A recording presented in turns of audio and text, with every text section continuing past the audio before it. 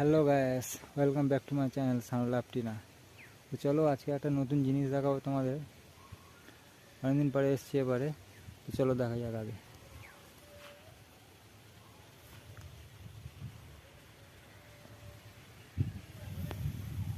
দেখতে পাচ্ছ কত সুন্দর পরিবেশ।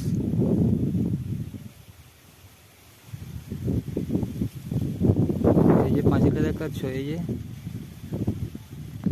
এই এই যে পাঁচিলটা, এই পাঁচিলের রাস্তা দিয়ে, আর এই যে বাড়িটা দেখতে পাচ্ছ, পুরো বাড়ি।